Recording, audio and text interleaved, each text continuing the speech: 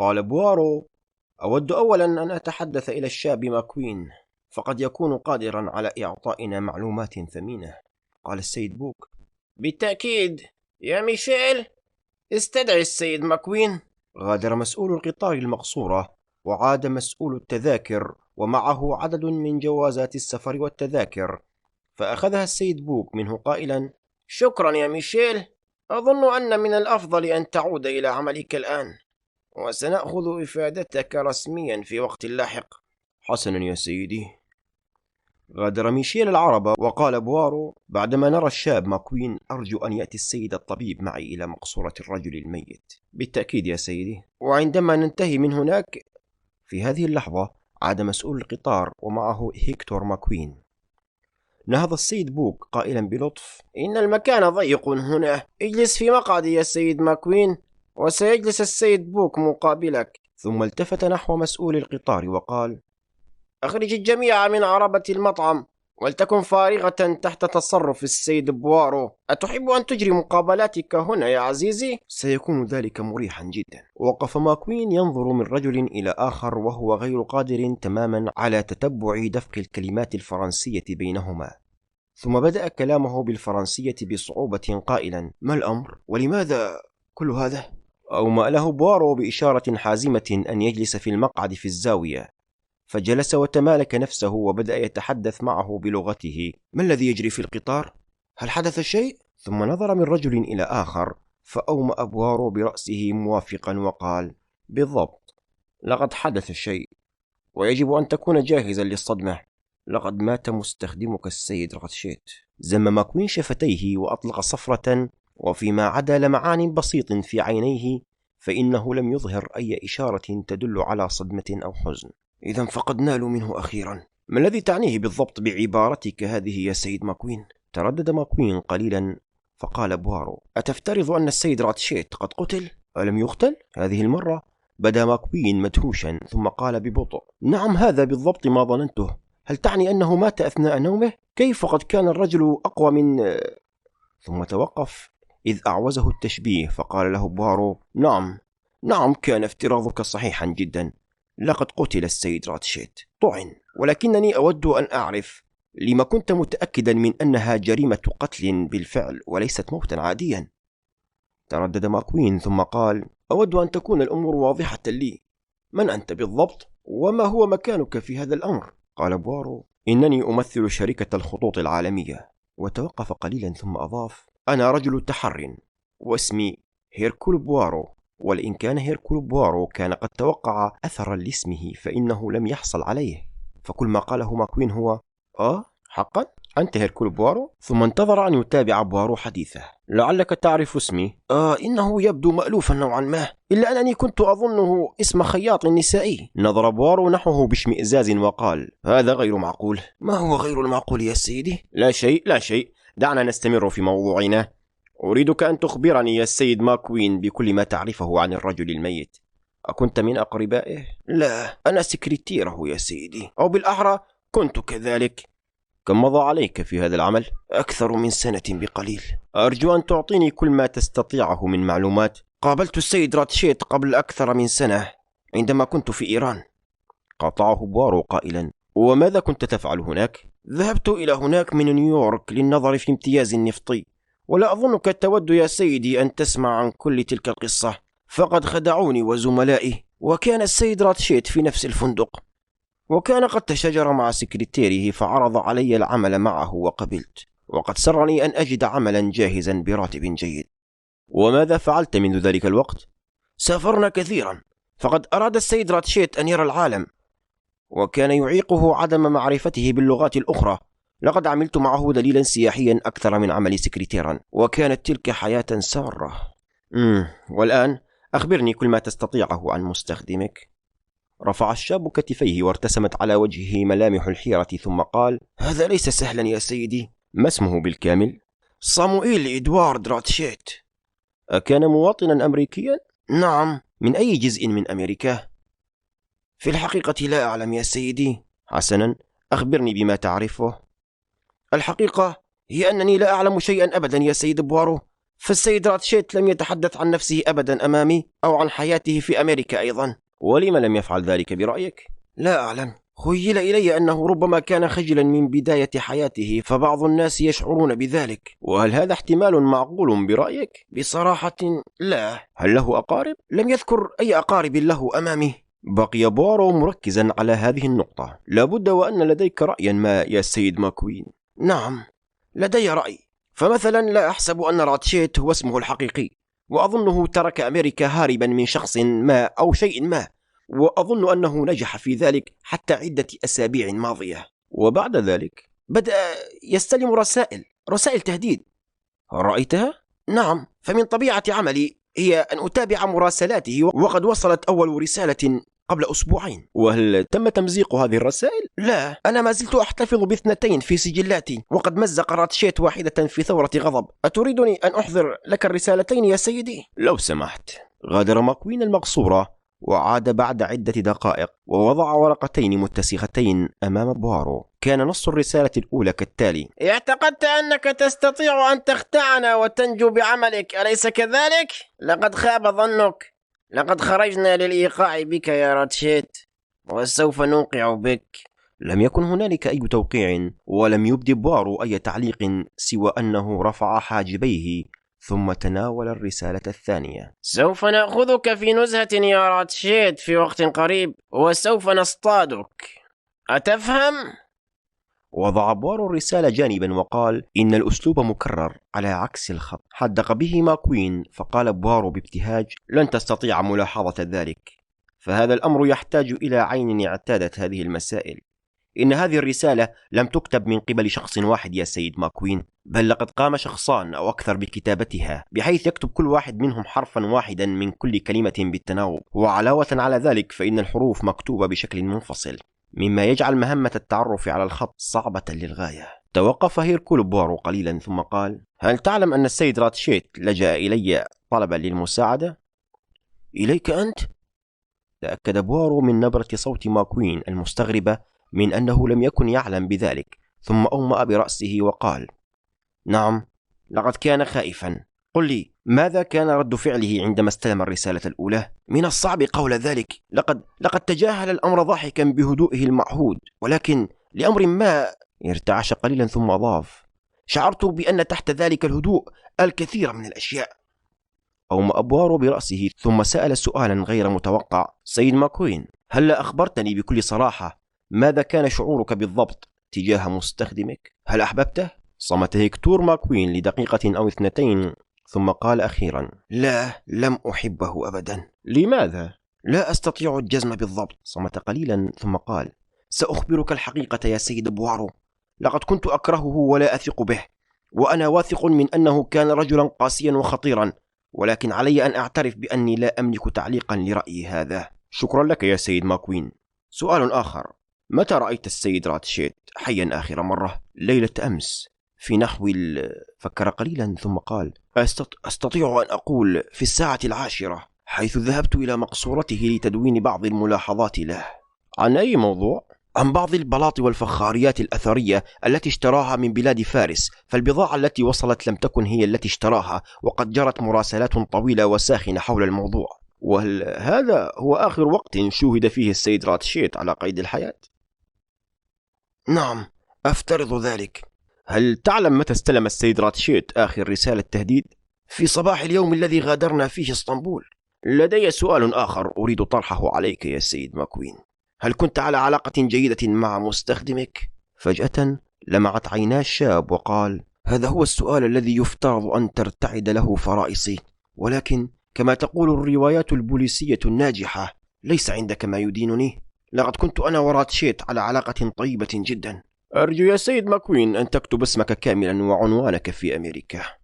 كتب ماكوين اسمه وعنوانه في نيويورك، فاتكأ بوارو إلى الخلف وقال: هذا كل ما لدينا الآن يا سيد ماكوين، وأرجو أن تحتفظ بخبر موت السيد راتشيت لنفسك في الوقت الحاضر. ولكن لابد من أن يعرف خادمه ماسترمان. لعله على علم بذلك الآن، وإذا كان الأمر كذلك فلا تدعه يتكلم. لن يكون ذلك صعبا يا سيدي، فهو بريطاني ويعرف كيف يمسك لسانه كما يقول. إن احترامه للأمريكان قليلا وليس لديه احترام لأية جنسية أخرى. شكرا لك يا سيد ماكوين. غادر الأمريكي المقصورة وقال السيد بوك: حسنا، ماذا؟ هل تصدق ما يقوله هذا الشاب يا بوارو؟ يبدو صادقا وصريحا، إذ لم يتظاهر بأية مودة تجاه مستخدمه كما كان من شأنه أن يفعل لو كان متورطا في هذا الأمر. ويبدو أن السيد راتشيت لم يخبره فعلا بأنه حاول أن يوظف خدماتي وفشل في ذلك، ولكن لا أظن أن هذا الأمر يحيطه بالشكوك، وأظن أن السيد راتشيت كان رجلا يحتفظ بأموره الخاصة لنفسه كلما أمكن ذلك. قال السيد بوك بسرور: إذا فأنت تعلن براءة شخص واحد على الأقل من الجريمة يا بوارو. نظر إليه بوارو نظرة تأنيب وقال: أنا أشك في كل شخص حتى اللحظة الأخيرة يا بوك، ولكن أعترف بأنني لا أستطيع أن أتخيل ماكوين الواعي والذكي فاقدا عقله يطعن ضحيته 12 أو 14 مرة، فهذا لا يناسب نفسيته أبدا. نعم، لقد كان ذلك عمل رجل دفع إلى درجة الجنون نتيجة حقد أعمى، وهذا يعكس مزاجا أقرب للمزاج اللاتيني، أو أنه يوحي بأن القاتل امرأة كما يشير صاحبنا مسؤول القطار. شق بوارو طريقه إلى العربة التالية يتبعه الدكتور كونستانتين، ثم إلى المقصورة التي كان يشغلها الرجل المقتول، وجاء مسؤول التذاكر وفتح لهما الباب بمفتاحه. دخل الرجلان والتفت بوارو نحو صديقه مستفسرا: هل تم تغيير شيء في هذه المقصورة؟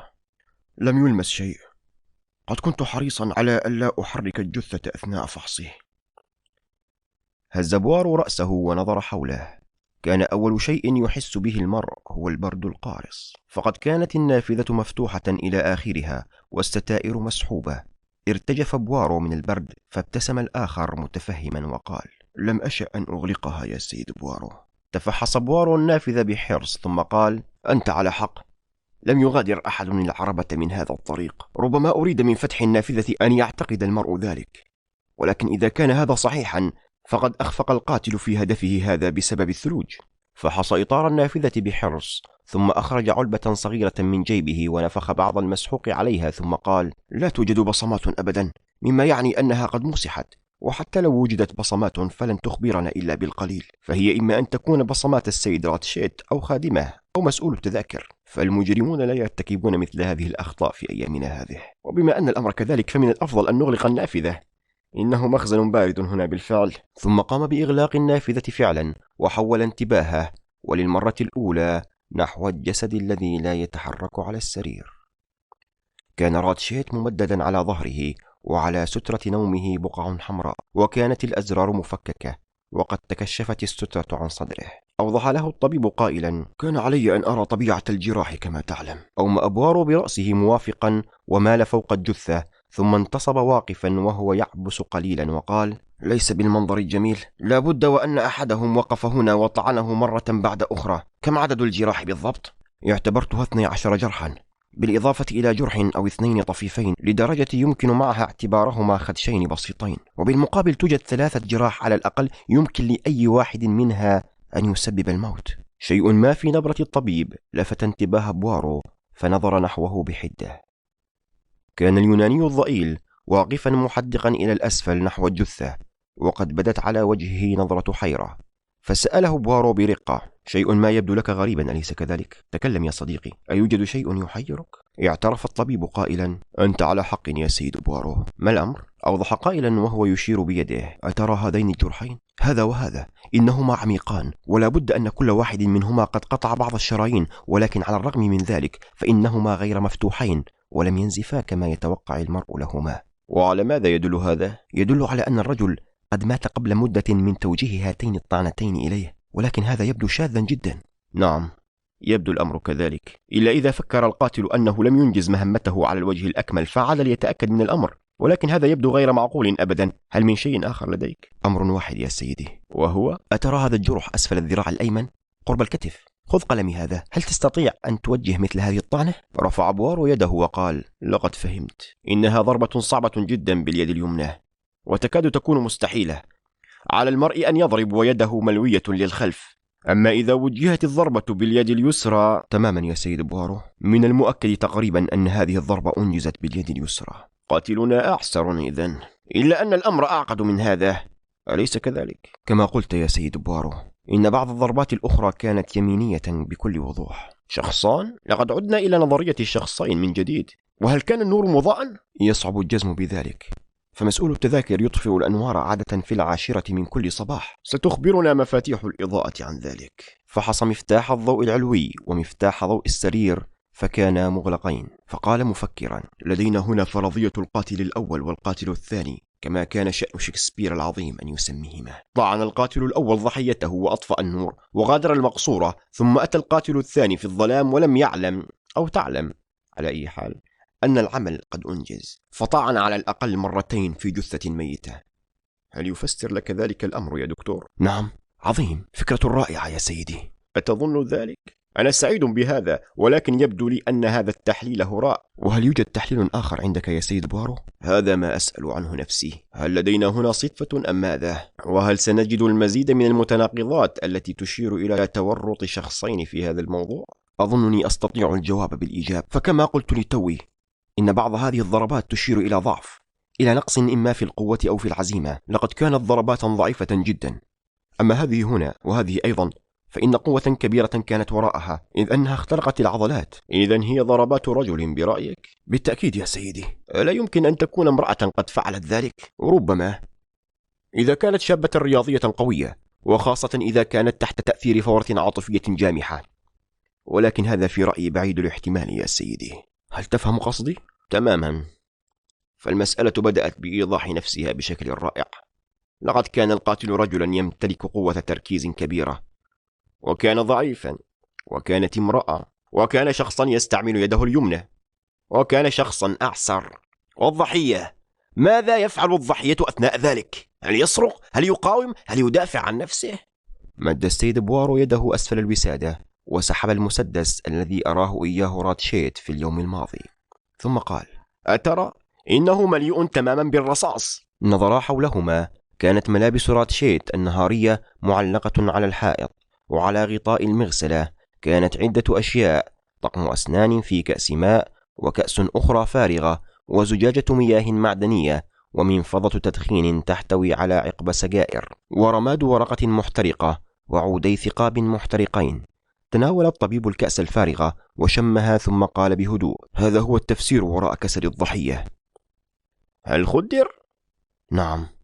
هز بوارو رأسه وتناول عودي الثقاب وتمعن بهما بدقة، فقال الطبيب بشغف: ألديك دليل إذن؟ فقال بوارو: هذان العودان ليسا من شكل واحد، أحدهما أرق من الآخر، أترى ذلك؟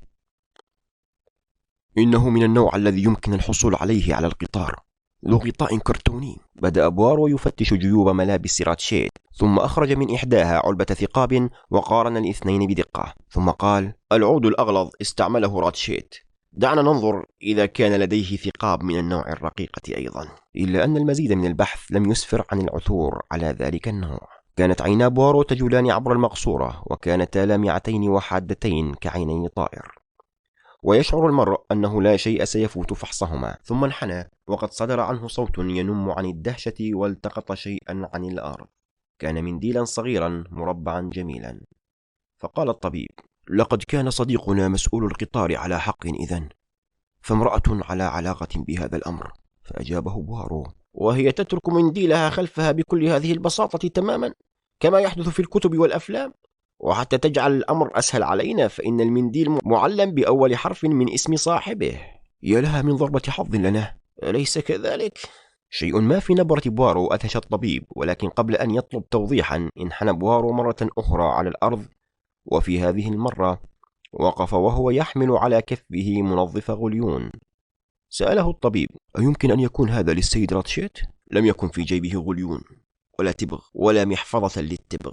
أهو دليل إذن؟ بالتأكيد. ومرة أخرى سقط سهوا لتسهيل الأمر علينا، ولكنه في هذه المرة دليل على رجل كما تلاحظ، وبهذا لا يستطيع المرء أن يشكو من قلة الأدلة في هذه القضية، فالدلائل هنا متوفرة بكثرة. بالمناسبة، ماذا فعلت بسلاح الجريمة؟ لم أجد هنا أي إشارة تدل على السلاح. لابد وأن القاتل قد أخذه معه. أتعجب لهذا. مضى الطبيب يستكشف جيوب ملابس نوم القتيل بحذر، ثم قال: أوه، لم أنتبه إلى هذا حين حللت أزرار السترة وكشفتها عن الصدر. ومن الجيب العلوي عند الصدر أخرج ساعة ذهبية كانت محطمة بعنف وعقاربها تشير إلى 1:15. وصاح كونستانتين بلهفة: أترى؟ إنها تدلنا على وقت حدوث الجريمة، وهو مطابق لحساباتي، فقد قلت إنها وقعت بين منتصف الليل والثانية صباحا، وربما نحو 1، إلا أنه من الصعب أن يكون المرء دقيقا في هذه الأمور. هذا هو الإثبات، 1:15 هي ساعة وقوع الجريمة. نعم، هذا محتمل.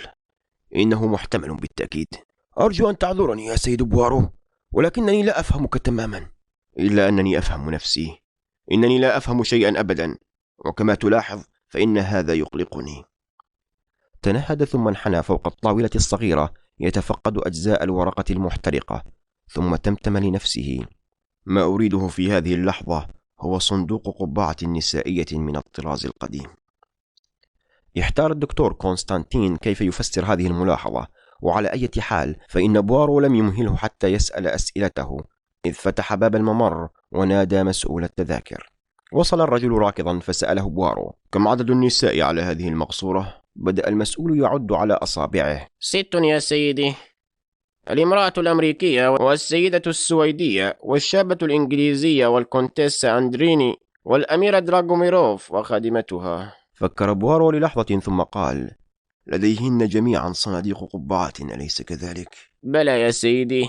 إذن أحضر لي، دعني أفكر. نعم، صندوق السيدة السويدية وصندوق الخادمة، هاتان هما أملنا الوحيد. أخبرهما أن التعليمات الجمركية تتطلب ذلك، أو أي شيء يخطر ببالك. لا بأس يا سيدي، فهما ليستا في مقصورتيهما الآن. أسرع إذن. غادر مسؤول التذاكر ثم عاد ومعه الصندوقان. فتح بوارو صندوق الخادمة ثم رماه جانبا، ثم فتح صندوق السيدة السويدية وتمتم عبارة تدل على الارتياح.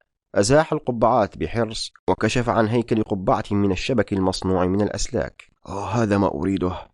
كانت صناديق القبعات تصنع بهذا الشكل قبل 15 سنة، حيث تخرز القبعة وتثبت على قبة الأسلاك باستخدام مخرز القبعات. وفيما كان يتحدث أزاح بحرص قبعتين مثبتتين في الصندوق، ثم أعاد ترتيب صندوق القبعات وطلب من مسؤول التذاكر أن يعيد الصندوقين إلى صاحبتيهما. عندما أغلق الباب التفت نحو رفيقه وقال: انظر إلي يا عزيزي الطبيب، فإنني لست ممن يعتمدون على إجراءات الخبراء في العادة، إنما أبحث عنه هو الأمور النفسية، وليس البصمات وما يشبهها من أدلة مادية. أما في هذه القضية فإنني أرحب ببعض المعونة العلمية. إن هذه المقصورة مليئة بالأدلة، ولكن هل أستطيع أن أكون متأكدا من أنها أدلة حقيقية؟ أنا لا أفهمك تماما يا سيد بوارو. حسنا، سأعطيك مثالا. لقد عثرنا على منديل نسائي، فهل سقط من امرأة؟ أم أن رجلا ارتكب الجريمة وقال في نفسه: سأجعل هذه تبدو وكأنها جريمة قامت بها امرأة. سأطعن ضحيتي عددا غير ضروري من المرات، وأجعل بعض الضربات واهنة وغير مؤثرة، وسأسقط هذا المنديل بحيث لا يستطيع أي إنسان إلا أن يراه. هذا احتمال، ولكن يوجد احتمال آخر. هل قتلته امرأة وأسقطت عود تنظيف الغليون عامدة لتظهر الجريمة على أنها جريمة قام بها رجل؟ أم هل نستطيع أن نفترض بكل جدية أن شخصين، رجلا وامرأة، متورطان في هذا الأمر كلا على حدة، وأن كل واحد منهما كان قليل الحرص لدرجة أنه أسقط دليلا يدل على هويته؟ إن هذا أكثر من أن يكون مجرد صدفة. سأل الطبيب متحيرا: ولكن ما علاقة صناديق القبعات بالأمر يا سيد بوارو؟ سأصل إلى هذه النقطة، ولكن كما كنت أقول هذه دلائل. الساعة التي توقفت في 1:15 والمنديل ومنظف الغليون قد تكون جميعا أدلة حقيقية، أو قد تكون مختلفة، ولا أستطيع أن أجزم الآن، إلا أنني أستطيع أن أرى دليلا واحدا أعتقد أنه ليس مختلفا، ومرة أخرى قد أكون مخطئا، وأعني بذلك عود الثقاب المسطح هذا يا سيدي الطبيب. أظن أن هذا الثقاب لم يستعمله السيد راتشيت، بل القاتل، وهو الذي استعمله لإحراق ورقة قد تدينه، وربما كانت ملاحظة من نوع ما. فإن كان الأمر كذلك فقد كان في تلك الملاحظة شيء ما، خطأ ما قد يعطي دليلا ضد القاتل، وسأحاول أن أجد ما هو ذلك الشيء. خرج من المقصورة ثم عاد بعد عدة دقائق وهو يحمل سخانا صغيرا يعمل بالكحول وملقطا معقوفا، ثم قال متحدثا عن الملقط: إنني أستعمله لشاربي. راقبه الطبيب باهتمام شديد وهو يبسط قبتي السلك الشبكي، ثم وبعناية فائقة وضع قطعة الورق المحترقة على إحداهما ووضع الأخرى فوقها، وأمسك الاثنتين معا بالملقط ووضع المجموعة فوق نار السخان. قال وهو يلتفت إلى صاحبه: إنها عملية بديلة مؤقتة، ولنأمل أنها ستفي بالغرض. راقب الطبيب سير العملية بانتباه، وقد بدأ المعدن يتوهج، وفجأة رأى حروفا باهتة، ثم بدأت الكلمات تتشكل ببطء. كلمات من نار، كان ذلك جزءا صغيرا من ورقة محترقة، ولم تظهر سوى 3 كلمات وجزء من كلمة أخرى. راقب الطبيب سير العملية بانتباه، وقد بدأ المعدن يتوهج، وفجأة رأى حروفا باهتة، ثم بدأت الكلمات تتشكل ببطء. كلمات من نار، كان ذلك جزءا صغيرا من ورقة محترقة، ولم تظهر سوى 3 كلمات وجزء من كلمة أخرى. ذكر ديزي أرمسترونغ الصغيرة. صاح بوارو بحدة: هذه؟ سأله الطبيب: هل تخبرك بشيء يا سيدي؟ وضع بوارو الملقط جانبا بحذر وعيناه تلمعان، ثم قال: نعم، إنني أعرف الاسم الحقيقي للرجل الميت، وأعرف لماذا اضطر إلى مغادرة أمريكا. وماذا اسمه يا سيد بوارو؟ اسمه كاسيتي. قطب كونستانتين حاجبيه وقال: كاسيتي؟ إن هذا يذكرني بشيء حدث قبل عدة سنوات. لا أذكر، كانت قضية في أمريكا، أليس كذلك؟ بلى، قضية في أمريكا. ما عدا ذلك لم يكن بوارو مستعدا للخوض في الكلام. نظر حوله وهو يتابع كلامه. سنتحدث في ذلك لاحقا، دعنا نتأكد أولا من أننا رأينا كل ما يجب علينا أن نراه. فتش جيوب ملابس الرجل الميت مرة أخرى بسرعة ورشاقة، ولكنه لم يجد شيئا ذا أهمية. وحاول فتح الباب الذي يصل إلى المقصورة التالية، إلا أنه كان مقفلا من الجهة المقابلة. قال الدكتور كونستانتين: هنا شيء لا أفهمه يا سيد بوارو. إذا لم يهرب القاتل من خلال النافذة، وإذا كان هذا الباب بين المقصورتين مقفلا من الجهة الأخرى، وإذا كان باب الممر مقفلا من الداخل، ليس هذا فحسب بل ومغلقا بالسلسلة، فكيف غادر القاتل المقصورة إذن؟ هذا ما يقوله جمهور المشاهدين عندما توثق يدا ورجلا رجل ويوضع في خزانة ثم يختفي. أتعني؟ أوضح بوارو قائلا: أعني أنه إذا كان القاتل يريدنا أن نعتقد أنه قد هرب عن طريق النافذة، فمن الطبيعي أن يجعل شكل الخروج من المخرجين الآخرين مستحيلا. إنها خدعة، وعملنا هو أن نعرف كيف قام بهذه الخدعة. أقفل الباب الذي يصل بين المقصورتين من جهة، ثم قال: كي لا تفكر السيدة هوبارد الممتازة بالحصول على تفصيلات مباشرة عن الجريمة وتكتب لابنتها عنها. نظر حوله ثم قال: لا أحسب أن لدينا شيئا آخر نفعله هنا، دعنا ننضم إلى السيد بوك. وجدا السيد بوك ينهي طبقا من البيض، فبادرهما قائلا: وجدت من الأفضل أن نقدم الغداء فورا في عربة المطعم، ثم نخليها بعد ذلك حتى يتسنى للسيد بوارو أن يجري مقابلاته مع الركاب هنا. وقد أمرت في الوقت الحاضر أن يجلب لنا نحن الثلاثة طعامنا هنا. قال بوارو: فكرة ممتازة يا سيد بوك. لم يكن الاثنان جائعين، فانتهت الوجبة بسرعة، ولم يذكر السيد بوك الموضوع الذي يشغل بالهم جميعا إلا عندما بدأوا يحتسون القهوة، إذ سأل: حسنا، ماذا حصل يا سيد بوارو؟